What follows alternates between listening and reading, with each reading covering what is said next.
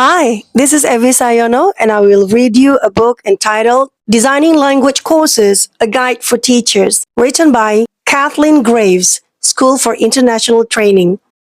Chapter 1, A System Approach to Course Design. 1.1. Before you read the chapter, complete the following sentence. Designing a language course involves da da da da da. After you have read the chapter, return to your sentence and consider the relationship between your ideas and the ideas you have read about. In a sense, this book is my own way of completing the sentence. Designing a language course involves da da da da da. While I hope that my rather long answer is informative, useful, and thought-provoking, I also hope that you will use your initial response and by extension, your own experience as the filter through which you decide what is of value to you. Because of the research for this book and the collaboration with all the teachers you will hear throughout it, my answer is both more assured and more tentative than it would have been 9 years ago when I first started teaching about course design. More assured because I know a lot more about the topic. More tentative because the more I know, the more I see that there are many viable course designs, and the less inclined I am to give definitive answers. I first became interested in the topic of course design because of my experience co-authoring an EFL textbook series for adult learners, East-West 1988, for which my co-author David Rain and I had to make decisions about what should be taught in each level, in what order, and how. Our decisions were based on our collective experience as teachers and materials developers, as well as our research of other textbooks and literature on course design. Writing a textbook forced me to be explicit about what I knew and believed about how people learn languages in ways that had been implicit in my teaching up to then. The publication of the books with their tables of contents organized into charts with categories of topics, functions, grammar, vocabulary, culture, and pronunciation provided me with a useful credential as an authority on language curriculum design. These tables of contents seemed a far cry from my previous output as a language teacher. Handwritten lesson plans organized in manila file folders. Note, this was before personal computers.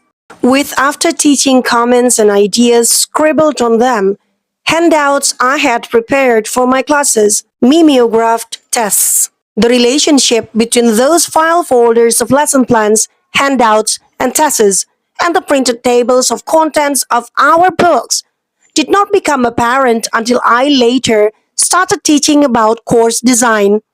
I had to organize my thinking about course design when I agreed to teach a course on it to a group of teachers in 1990.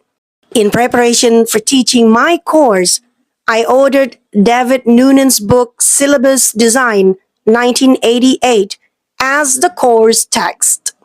The book had come out 2 years before, the same year as the first level of East-West, and had provided me with food for thought about how to go about designing a language course and why. Because I didn't have much lead time to order the books, there was some anxiety about whether they would arrive in enough time for me to design course activities around them. Fortunately, they arrived the week I was to begin teaching the course. However, when I opened the carton of books for my class, I discovered that the publisher had sent me instructional manuals for healthcare workers in rural areas. I still wonder what the healthcare workers did with their books on syllabus design.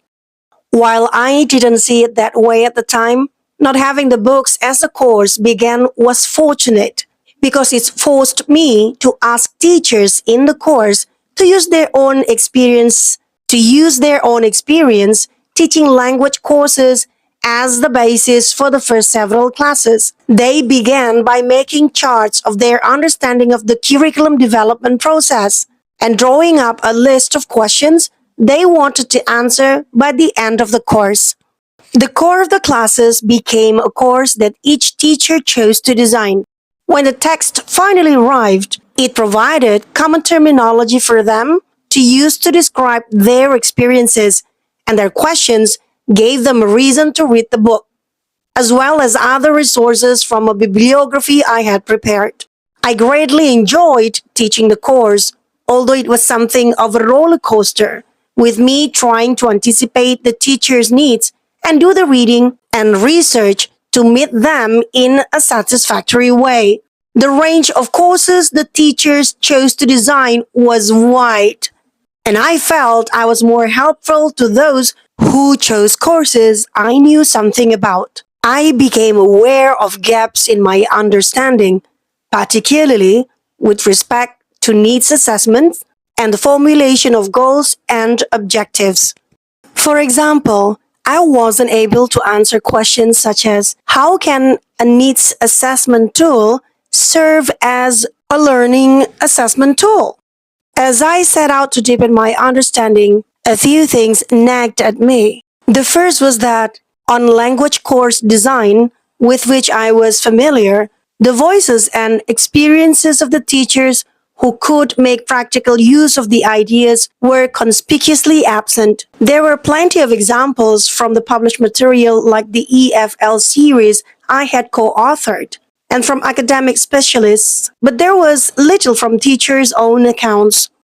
Additionally, course design tended to be portrayed as a more or less systematic process with results that did not resemble the messy, multifaceted, two steps forwards, one step back process that I had experienced in my own designing of courses and recognized in that of teachers I worked with. The process had been idealized into something that made some teachers feel inadequate because they were not doing things the right way and getting the right results.